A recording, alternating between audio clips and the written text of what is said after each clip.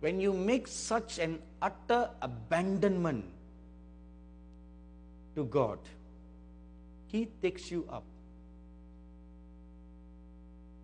Because you cast yourself at His feet. I have nobody, Lord. You are my only hope. When you say like that to Him, and you really have nobody else, He's your only hope. He will look at you with great compassion. And He will think in His heart, if I don't help my daughter, who is there for her? She has nobody. She has no father. She has no mother. She has no husband. She's like an orphan here. So let me do something for her. You're totally abandoned to the Lord.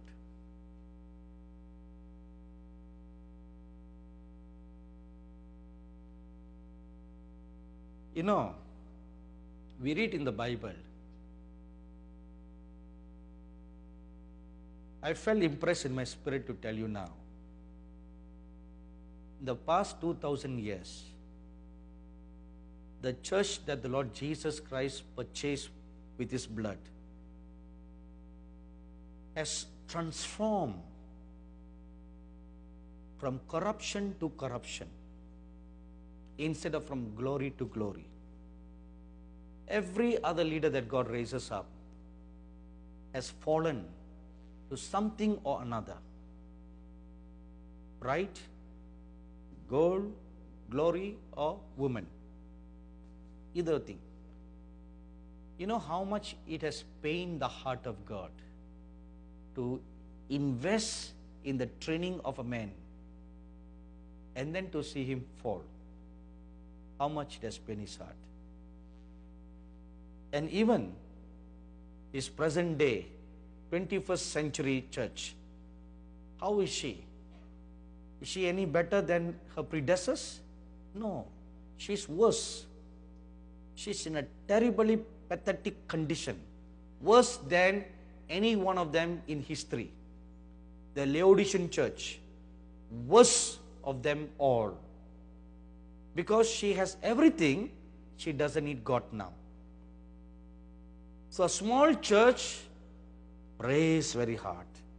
And then when she prospers and she becomes big, she doesn't need God anymore.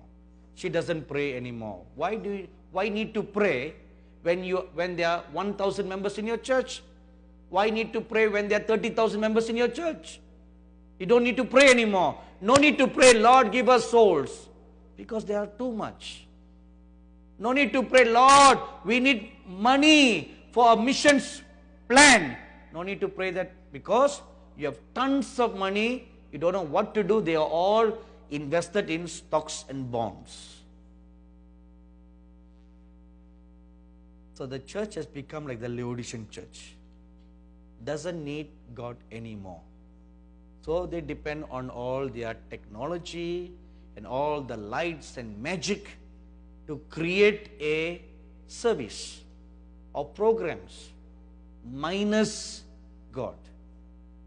Why do you need to pray? Don't need that anymore.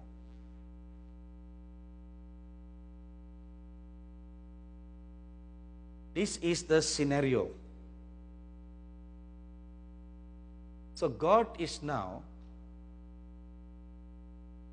going to complete His purpose. The bride of Christ cannot be raptured corrupted. She will be raptured pure, holy, and beautiful. So the glory of God is going to come out of the established church. Just like how Ezekiel saw.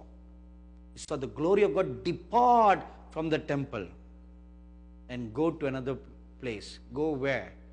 Go among the highways and the byways, where the common people are, where the children are, where the youths are, where the women are, where there are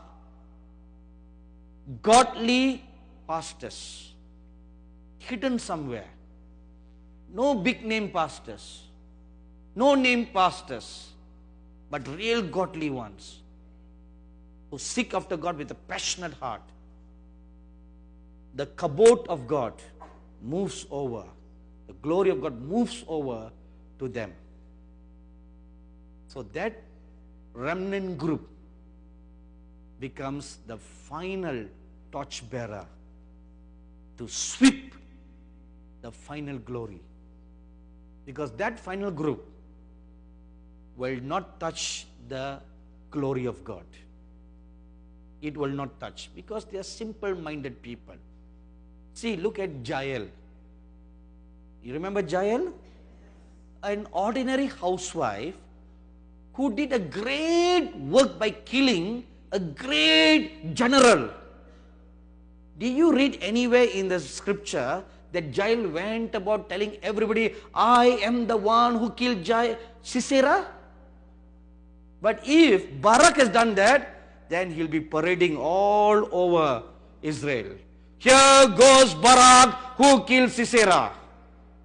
Right? And an entire choir would have gone just like what they did for David. Saul killed 1,000, 10,000, right? But no one did such a thing for Jael. Why? Because she's just, who is she? A nobody. She's a nobody. But the nobody did a great exploit for God. Amen. This is the last days company. The nobodies. Who is going to do great exploits for God. And you are that nobody. Amen. You are that nobody. You are God's last hope.